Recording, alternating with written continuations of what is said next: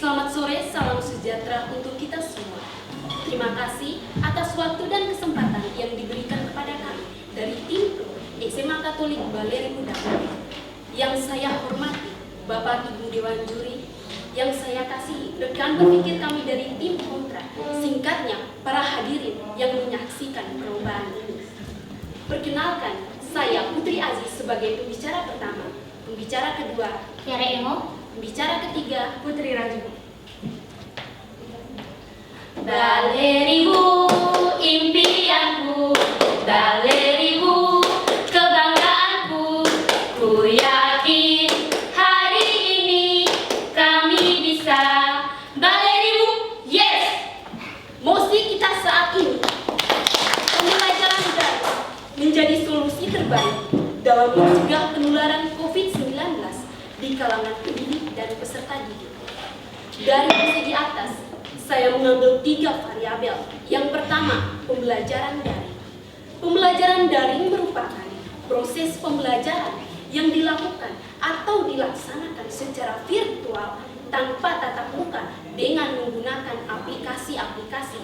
Yang kedua, solusi terbaik. Solusi terbaik merupakan jalan keluar dari suatu masalah. Kata terbaik berarti bersifat mutlak atau satu-satunya. Yang ketiga, COVID-19. COVID-19 merupakan penyakit menular yang dapat menyebabkan kematian. Dari variabel di atas, saya mendapatkan beberapa argumen. Yang pertama, mengenai aplikasi yang digunakan selama proses pembelajaran daring. Ada 3 aplikasi yang digunakan. Yang pertama, Google Classroom. Yang kedua, Zoom. Dan yang ketiga, Edmodo. Dari 3 aplikasi di atas, kami di Lembaga Pendidikan SMA Katolik Baleri menggunakan aplikasi e-learning. Aplikasi e-learning sama dengan aplikasi Edmodo yang sudah saya sebutkan di atas. Memang berbeda aplikasi, tetapi sistem kerjanya sama. Yang kedua, pencegahan COVID-19.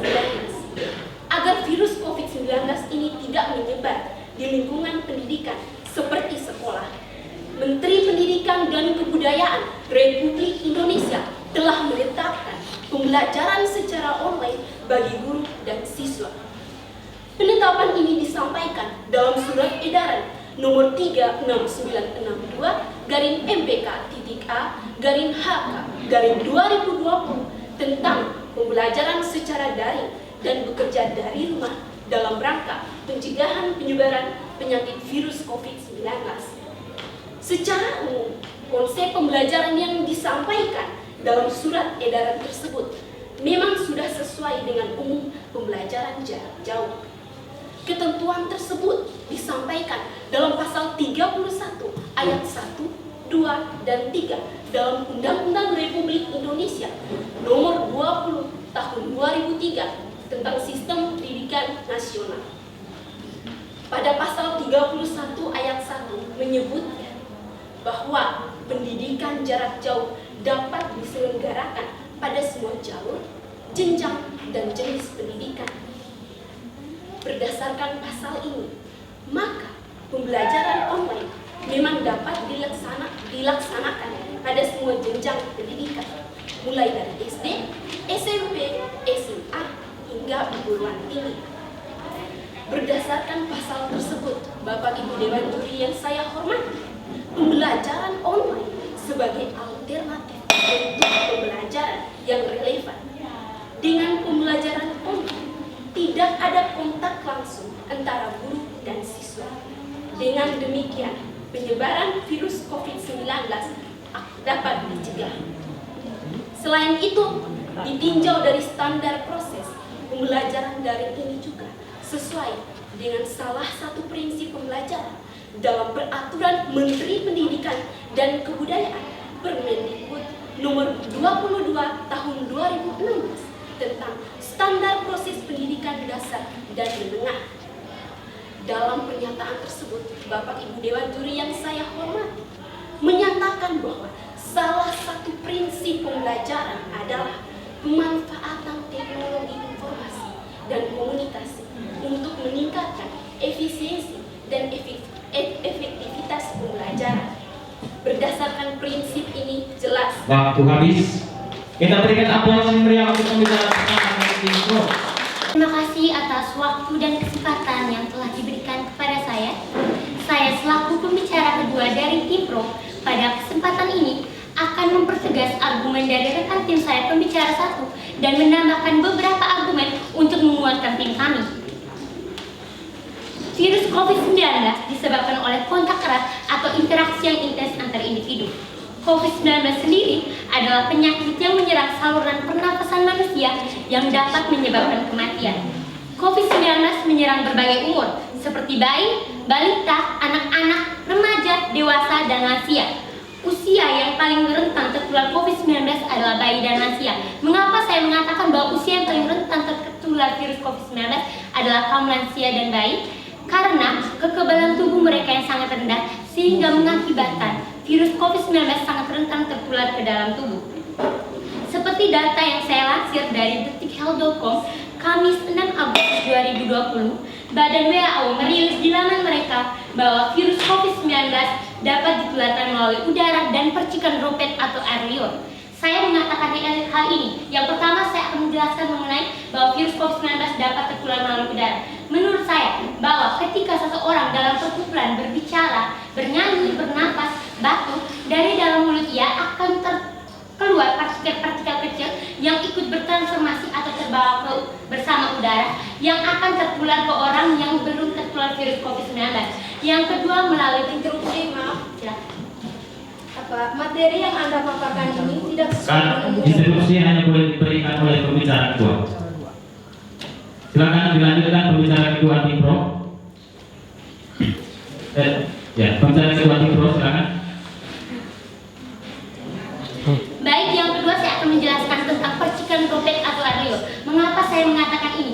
Dalam kehidupan sekolah atau dalam pembelajaran KBM tatap muka, otomatis akan adanya perkumpulan dan kerumunan yang menyebabkan dalam perkumpulan atau kerumunan tersebut ada aktivitasnya berbicara, bernyanyi, atau batuk dan bersin. Hal ini dapat menyebabkan proses. Silakan. Materi ini tidak sesuai dengan mosi yang kita bahas. Sudah, silakan pembicara kedua tim Pro menanggapi. Baik, terima kasih atas sanggahan yang diberikan oleh tim kontra bahwa pada kesempatan ini saya akan menjelaskan secara garis besar bahwa tadi teman rekan tim saya pembicara satu ada menjelaskan tentang virus COVID-19. Jadi pada awal ini saya akan menjelaskan dulu bahwa tentang virus COVID-19. Setelah itu saya menghubungkan dengan pembelajaran daring yang akan saya jelaskan selanjutnya. Sekian dan terima kasih. Silakan. Baik, yang kedua saya sudah menjelaskan tentang percikan droplet yang berhubungan dengan pembelajaran KBM tatap muka.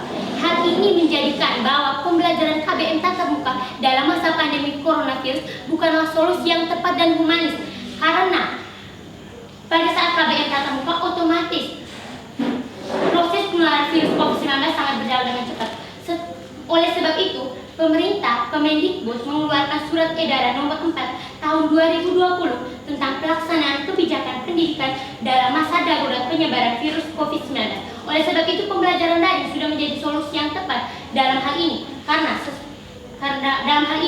sebagai salah satu upaya yang dilakukan pemerintah untuk mengurangi penularan virus COVID-19 khususnya dalam kalangan pendidik dan peserta didik. Pembelajaran daring juga menjadi sarana untuk meningkatkan kemampuan guru dan siswa dalam bidang teknologi.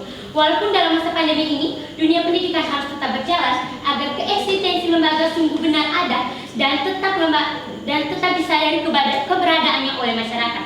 Salah satu contoh konkret yang saya ambil adalah lembaga kami SMA Kabarrimu sudah kurang lebih. Silakan dilanjutkan pembicaraan. Lembaga kami SMA Kabarrimu telah melaksanakan pembelajaran daring selama kurang lebih 1 tahun ini untuk mendukung salah satu upaya pemerintah dalam mencegah penularan virus COVID-19 saat ini. Oleh karena itu, saya sebagai pembicara kedua dari tim Pro menegaskan kembali bahwa pembelajaran daring sudah benar-benar menjadi solusi terbaik dalam mencegah penularan virus COVID-19 di kalangan pendidik dan peserta didik. Sekian dan terima kasih. Terima kasih. Kita berikan aplaus yang untuk pembicara kedua dari tim Pro. Yang terakhir dari tim Pro tentang mosi yang sama. Waktu 5 menit kami berikan. Baik, terima kasih atas kesempatan yang telah diberikan kepada saya. Saya sebagai pembicara ketiga akan menyampaikan argumen-argumen saya terkait dengan mosi.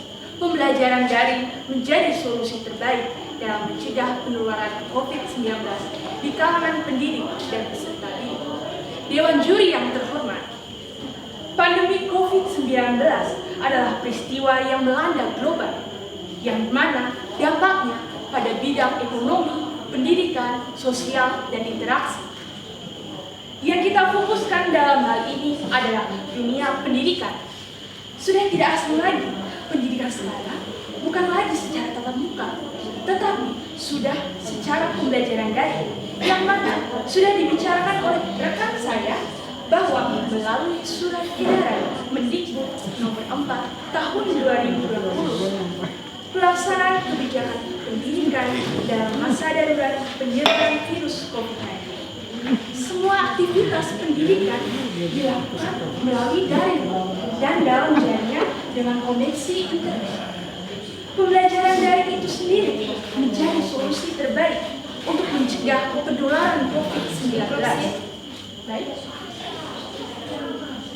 Menurut kami, pembelajaran daring dinilai tidak efektif dan efisien karena pembelajaran daring yaitu pembelajaran yang dilakukan secara online, terhubung ke dalam suatu jaringan, sedangkan bagi guru dan murid di daerah pelosok atau 3T. Baik, saya paham maksud saudara. Ada sekitar 1.420 sekolah di daerah terpencil sudah tersedia layanan internet sehingga pembelajaran daring tetap terlaksanakan. Dan ini membuktikan bahwa pembelajaran daring tetap terlaksana di daerah terpencil. Pembelajaran daring itu sendiri sudah menjadi solusi terbaik dalam mencegah penularan COVID-19 ini. Dalam pembelajaran daring melibatkan dua objek, yaitu guru dan murid. Guru yang mana perannya sebagai pengajar dan murid merupakan tujuan dari pengajaran guru tersebut. Ketika proses pembelajaran daring atau pembelajaran tatap muka dituntut haruslah memiliki kesehatan dan metabolisme tubuh yang kuat agar tujuan dari pendidikan tersebut agar tercapai. Pendidikan daring membutuhkan aplikasi-aplikasi pembelajaran online seperti yang telah rekan saya sampaikan, seperti Zoom, E-learning atau Edmodo, Google Classroom. Yang mana fungsi dari aplikasi-aplikasi pembelajaran tersebut adalah media komunikasi dan jembatan dalam dunia pendidikan saat ini. Pembelajaran daring bukan hanya sistem, tapi pembelajaran daring merupakan tren dan selera pendidikan saat ini. Banyak manfaat dari pembelajaran daring.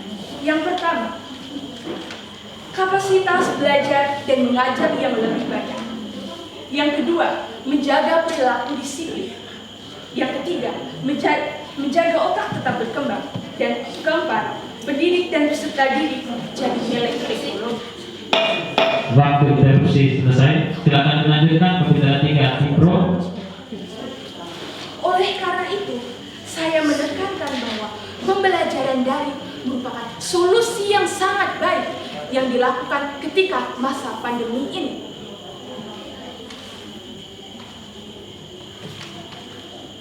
Masih ada waktu 37 detik. Apakah ada tambahan? Silakan. Dilansir dari manajer kebijakan publik SMRC Tati Dewardi, sudah 87% sekolah dan kuliah menjalankan pelajaran daring. Dari pelajaran daring tersebut, dunia pendidikan sudah membantu mengurangi penularan COVID-19.